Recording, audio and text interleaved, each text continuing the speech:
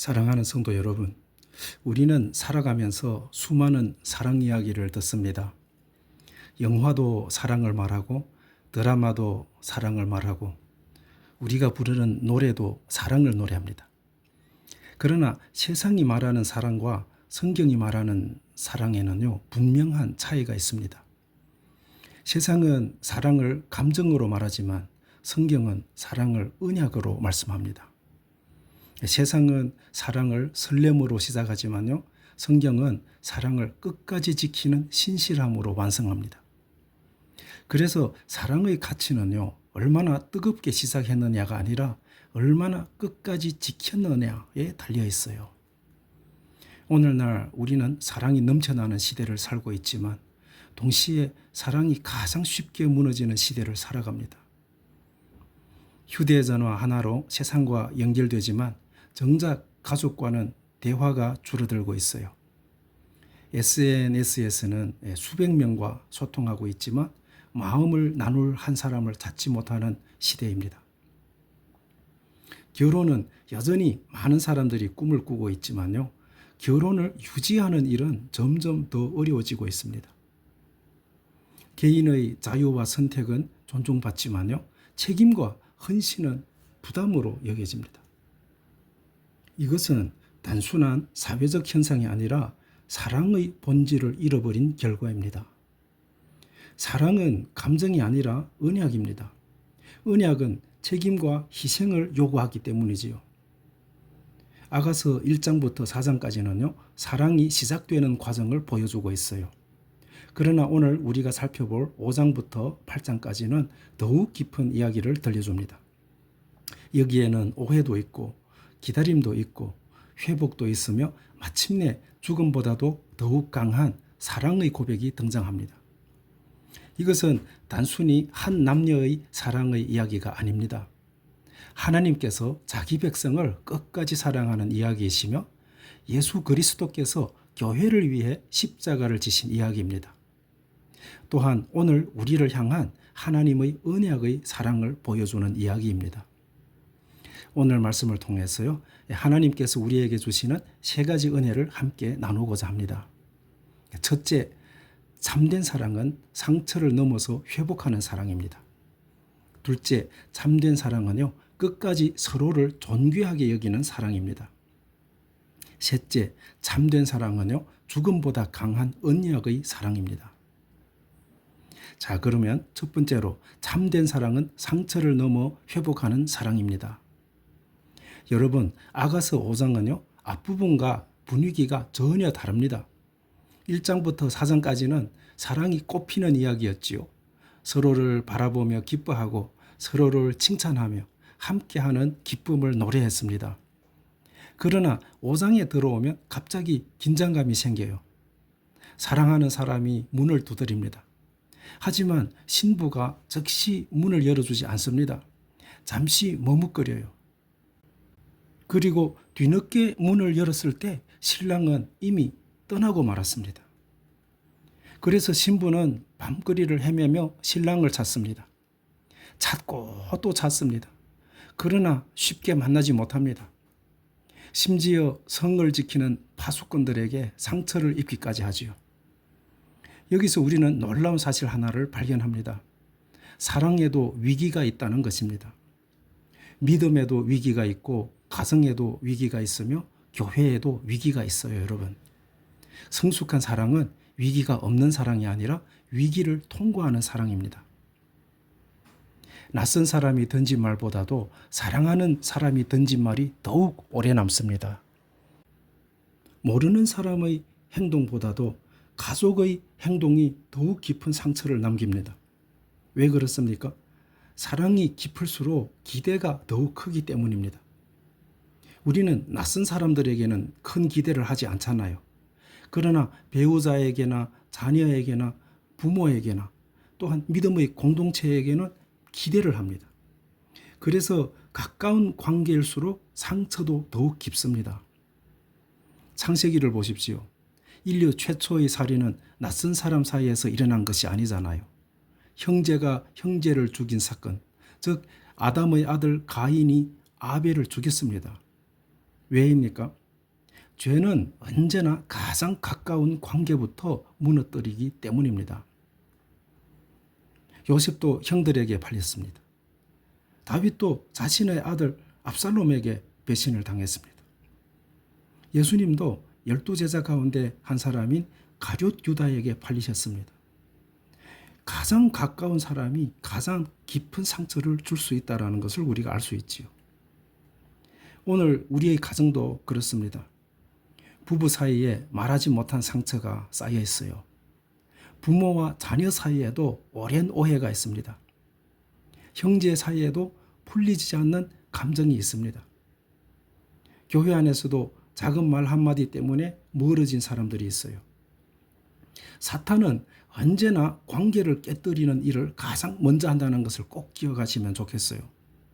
왜냐하면 하나님은 관계를 통해 일하시지만요, 사탄은 관계를 깨뜨림으로 하나님의 역사를 방해하기 때문입니다. 아가서 5장에서 신부가 실패한 것은 문을 늦게 연 것이지요. 그 작은 지체함이 큰 그 거리감을 만들어 버렸어요. 우리의 신앙도 그렇습니다. 하나님께서는 말씀으로 우리의 마음을 두드리십니다. 양심을 통해 두드리시고 성령의 감동으로 두드리시고 설교를 통해 우리의 마음을 두드리십니다. 그런데 우리는 말합니다. 조금 있다가 갈게요. 나중에 회개할게요. 시간이 지나면 괜찮아질 것 같습니다. 그러나 영적인 문제는요, 미루면 해결되지 않아요. 부부 사이도 마찬가지입니다. 작은 오해를 방치하면 큰 벽이 되어버려요. 감사를 표현하지 않는 시간이 길어질수록 마음은 더욱 멀어지게 됩니다. 용서를 미룰수록 상처는 더욱 깊어집니다. 오늘날 심리학도 이것을 말하고 있지요. 상처는 숨긴다고 없어지지 않습니다. 오히려 더 깊이 뿌리를 내리게 돼요. 성경은 이미 수천 년 전에 같은 진리를 말씀했습니다. 에베소서 4장 26절 말씀에 해가 지도록 분을 품지 말라라고 말씀했지요. 왜 그렇게 말씀하시나요? 분노는 하루가 지나면 마음속에서 자라기 시작하기 때문이에요. 작은 틈이 결국 큰 균열이 된다는 것입니다. 아가서 5장에서 가장 감동적인 장면은 무엇입니까? 신부가 체면을 부리고 신랑을 찾아 나선 것입니다. 밤거리를 헤매고 사람들에게 묻고 끝까지 포기하지 않았습니다. 여기에서 사랑의 본질을 봅니다. 사랑은 기다리는 것만이 아니라 찾아가는 것이라는 것이지요. 복음도 그렇습니다. 인간이 하나님을 먼저 찾은 것이 아니지요. 하나님께서 인간을 먼저 찾아오셨습니다. 아담이 죄를 지었을 때 하나님께서는 이렇게 말씀하셨죠. 아담아, 너희가 어디에 있느냐? 하나님은 죄인을 찾아오신 것입니다. 예수님도 말씀하셨습니다. 인자가 온 것은 잃어버린 자를 찾아 구원하려 함이라. 십자가는 하나님께서 우리를 찾아오신 사건입니다. 우리가 하나님께 올라간 것이 아니라 하나님께서 우리에게 내려오셨습니다. 여러분, 오늘 우리의 가정에도 먼저 찾아가는 사람이 필요합니다. 먼저 사과하는 사람이 필요합니다. 먼저 손을 내미는 사람이 필요합니다. 먼저 용서를 구하는 사람이 필요합니다. 이 세상은 이긴 사람이 강하다라고 말하고 있어요. 그러나 복음은 먼저 사랑하는 사람이 강하다고 말합니다. 예수님께서 먼저 사랑하셨기 때문입니다. 오늘 우리는 단절의 시대를 살아가고 있습니다. 정치도 분열되고 세대도 갈라지고 가정도 무너지고 교회도 작은 상처로 쉽게 나뉘어지는 시대를 살고 있어요. 사람들은요, 자신의 권리를 주장하는 법은 배우지만 먼저 화해하는 법은 잊어버렸습니다. 그러나 하나님 나라는 화해의 나라입니다. 예수님의 십자가는 하나님과 인간을 화목하게 했고 유대인과 이방인을 하나 되게 했으며 원수된 자를 형제로 만드는 능력입니다.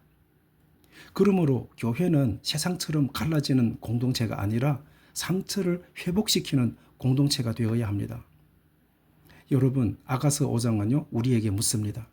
당신은 아직도 마음의 문을 닫고 있습니까? 주님은 오늘도 우리의 마음을 두드리십니다. 그리고 말씀하십니다. 내가 너를 포기하지 않았다. 그러니 너도 사랑을 포기하지 말라. 라고 말씀하십니다. 상처보다 더 큰 것은 하나님의 사랑입니다.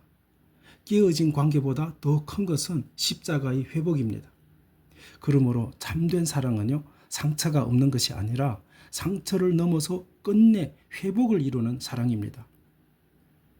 둘째, 참된 사랑은요, 끝까지 서로를 존귀하게 여기는 사랑입니다.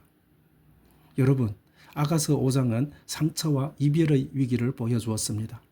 그렇다면 6장부터는 무엇이 나와야 할까요? 우리는 자연스럽게 서로를 원망하는 장면을 기대합니다.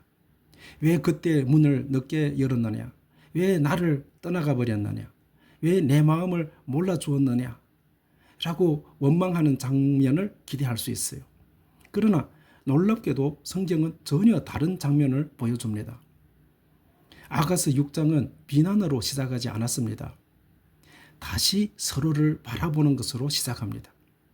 이것이 하나님의 사랑입니다, 여러분. 하나님은 회복된 관계에서 과거의 상처를 붙잡지 않으셔요.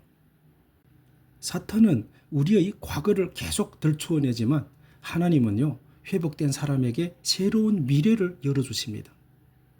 아가서 6장 3절에서 신부는 이렇게 고백합니다.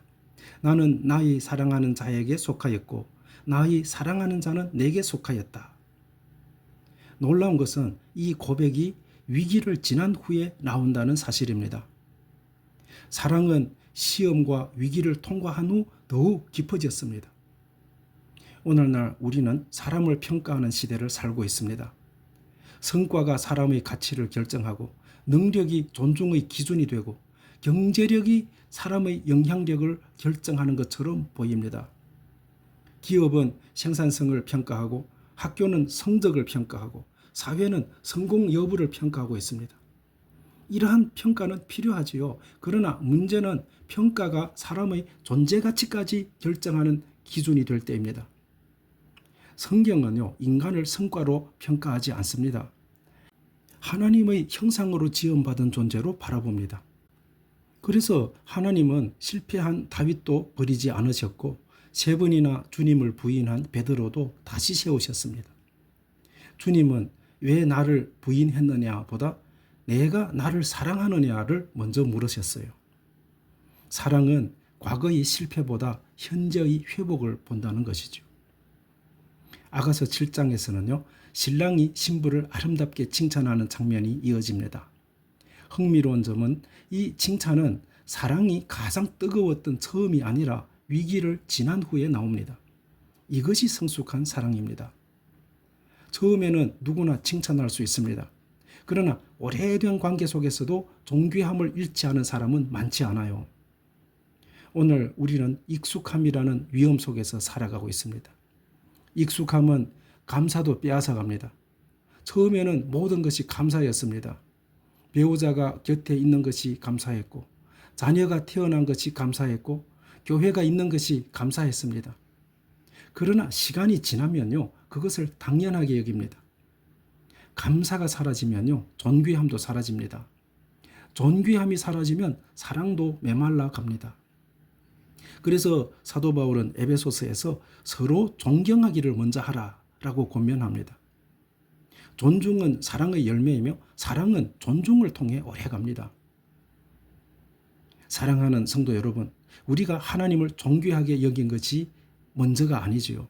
하나님께서 먼저 우리를 존귀하게 여기셨습니다. 죄로 인해 하나님의 형상이 깨어졌지만 하나님은 우리를 포기하지 않으셨습니다.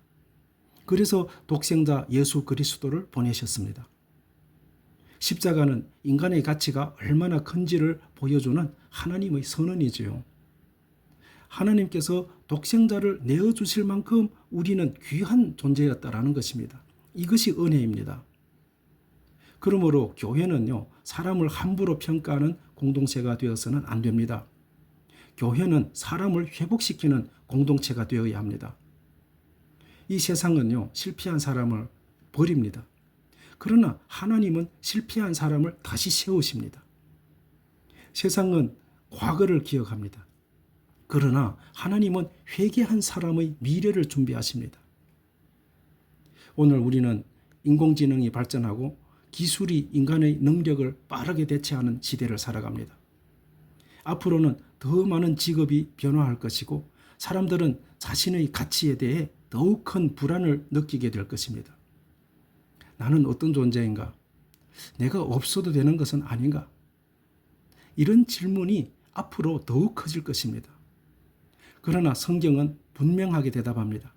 인간의 가치는 능력이 아니라 하나님의 사랑에 있다라는 것입니다.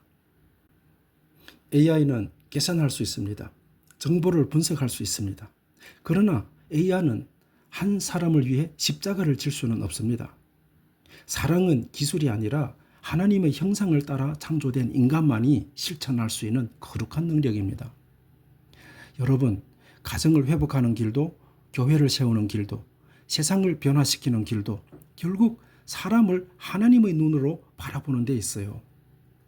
존귀함을 잃지 않는 사랑, 끝까지 품는 사랑, 이것이 하나님께서 우리에게 보여주신 사랑이면서 우리도 세상 가운데 나타내야 할 사랑입니다. 셋째로, 참된 사랑은요, 죽음보다 강한 언약의 사랑입니다. 아가서 8장에서는 절정을 맞이합니다. 성경에서 가장 아름다운 사랑의 고백 가운데 하나가 바로 여기에 있습니다. 아가서 8장 6절에서 7절입니다.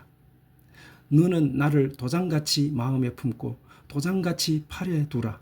사랑은 죽음같이 강하고 질투는 스올같이 잔인하며 사랑은 불같이 일어나니 그 기세가 여호와의 불과 같으니라. 많은 물도 이 사랑을 끄지 못하겠고 홍수라도 삼키지 못하나니 라고 말씀하고 있어요. 이 말씀은 단순히 남녀의 사랑을 노래하는 시가 아닙니다. 성경 전체가 말하는 하나님의 사랑을 가장 압축적으로 보여주는 말씀입니다. 인간이 가장 두려워하는 것은 죽음이지요. 인류는 수천 년 동안 죽음을 극복하기 위해 노력했습니다. 의학은 질병을 치료하려 했고, 과학은 생명을 연장하려고 했고, 문명은 더 안전한 세상을 만들려고 했습니다. 그러나 아무리 문명이 발전해도 죽음만은 이길 수 없었습니다. 왕도 죽고 장군도 죽고 철학자도 죽고 부자도 죽습니다. 죽음 앞에서는 모두가 평등합니다. 그런데 성경은 사랑은 죽음보다 강하다라고 선언합니다. 어떻게 사랑이 죽음을 이길 수 있습니까? 그 답이 바로 예수 그리스도의 십자가와 부활입니다. 예수님께서는 죽음을 피하지 않으셨습니다. 오히려 죽음 속으로 들어가셨습니다. 그리고 부활하심으로 죽음을 깨뜨리셨습니다. 그러므로 십자가는 사랑이 죽음을 이긴 사건입니다. 부활은 사랑의 최종 승리입니다. 여러분, 성경에서 하나님은 끊임없이 언약을 맺으십니다. 노아와 언약을 맺으셨고 아브라함과 언약을 맺으셨으며 이스라엘과 언약을 맺으셨습니다. 그러나 인간은 그 언약을 반복해서 깨뜨렸습니다. 하나님을 떠났고 우상을 섬겼고 불순종했습니다. 그럼에도 하나님은 언약을 포기하지 않으셨습니다. 마침내 독생자 예수 그리스도를 보내주셔서 새 언약을 세우셨습니다. 그 새 언약이 바로 십자가입니다. 그래서 십자가는 하나님의 사랑이 얼마나 깊은지를 보여줄 뿐만 아니라 하나님의 신실하심이 얼마나 변함없는지를 보여줍니다. 오늘 우리는 약속을 쉽게 하는 시대를 살고 있습니다. 쉽게 계약을 맺고 또 쉽게 계약을 깨뜨립니다. 쉽게 관계를 시작하고 또 쉽게 관계를 끝내버립니다. 그러나 하나님은 약속을 끝까지 지키시는 분이십니다. 성도는 바로 그 하나님의 신실하심을 닮아가는 사람입니다. 아가서는 결혼 이야기로 끝나는 것처럼 보입니다. 그러나 성경은 여기서 끝나지 않습니다. 성경의 마지막 책인 요한계시록엔 또 하나의 혼인잔치를 보여줍니다. 어린 양 되시는 예수 그리스도와 신부된 교회의 혼인잔치입니다. 창세기에서는 한 남자와 한 여자의 결혼으로 시작했던 이야기가 계시록에서는 그리스도와 교회의 영원한 혼인으로 완성됩니다. 이것이 하나님의 구원 역사입니다. 처음부터 끝까지 하나님은 사랑으로 일을 하셨습니다. 우리는 이 세상에서 완전한 사랑을 경험하지 못합니다. 가정에도 부족함이 있고 교회에도 연약함이 있고 우리 자신도 아직 완전하지 않습니다. 그러나 하나님께서는 완전한 나라를 준비하고 계십니다. 그 나라에는 눈물이 없고 사망도 없으며 이별도 없습니다. 죄도 없고 상처도 없습니다. 오직 하나님의 사랑만 영원히 충만합니다. 그래서 성도의 소망은 이 세상에만 있지 않습니다, 여러분. 우리는 영원한 하나님 나라를 바라보며 살아갑니다. 성도 여러분, 오늘날 우리는 사랑을 소비하는 시대를 살고 있습니다. 사랑보다 만족을 추구하고 헌신보다 편리를 추구하며 책임보다 자유를 더 소중히 여깁니다. 그러나 복음은 우리에게 다른 길을 보여줍니다. 예수님은 사랑하기 때문에 십자가를 지셨습니다. 사랑하기 때문에 용서하셨습니다. 사랑하기 때문에 끝까지 포기하지 않으셨습니다. 그러므로 우리도 가정을 쉽게 포기하지 말아야 합니다. 교회를 쉽게 포기하지 말아야 합니다. 형제를 쉽게 포기하지 말아야 합니다. 무엇보다도 하나님을 향한 첫사랑을 잃어버리지 말아야 합니다. 여러분, 아가서 5장부터 8장까지 우리는 세 가지 진리를 배웠습니다. 첫째, 참된 사랑은 상처를 넘어 회복하는 사랑입니다. 상처가 없는 관계는 없습니다. 그러나 하나님의 사랑은 상처보다 더 큽니다. 복음은 깨어진 관계를 회복시키는 능력입니다. 둘째, 참된 사랑은요, 끝까지 서로를 존귀하게 여기는 사랑입니다. 세상은 사람을 성공으로 평가하지만 하나님은 사랑으로 바라보십니다. 우리도 하나님의 눈으로 사람을 바라보아야 합니다. 셋째, 참된 사랑은요, 죽음보다 강한 언약의 사랑입니다. 십자가는 하나님의 사랑이 영원하다는 증거이며 부활은 그 사랑이 결코 실패하지 않았다는 선언입니다. 여러분, 우리의 인생도 언젠가 끝이 납니다. 그러나 마지막 날 하나님께서 우리에게 물으실 질문은 얼마나 성공했느냐가 아닐 것입니다. 얼마나 많은 것을 가졌느냐도 아닐 것입니다. 주님은 우리에게 이렇게 물으실 것입니다. 너는 나를 사랑하느냐? 그리고 또 이렇게 물으실 것입니다. 내가 너를 사랑한 것처럼 너도 사랑하며 살았느냐? 그 질문 앞에서 기쁨으로 대답하는 저와 여러분이 되시기를 주님의 이름으로 간절히 축원합니다. 기도하겠습니다. 사랑의 하나님 아버지, 끝까지 우리를 사랑하시고 포기하지 않으시는 은혜에 감사드립니다. 십자가에서 보여주신 사랑을 우리의 가정과 교회와 삶 가운데 실천하게 하옵소서. 상처보다 회복을 선택하게 하시고 미움보다 용서를 선택하게 하시며 자기중심적인 사랑이 아니라 그리스도의 사랑으로 살아가게 하옵소서. 우리 모두가 마지막 날 어린 양의 혼인잔치에 참여하는 복된 성도들이 되게 하시고 남은 삶 동안 하나님의 사랑을 세상에 전하는 증인이 되게 하옵소서. 예수 그리스도의 이름으로 기도드립니다. 아멘.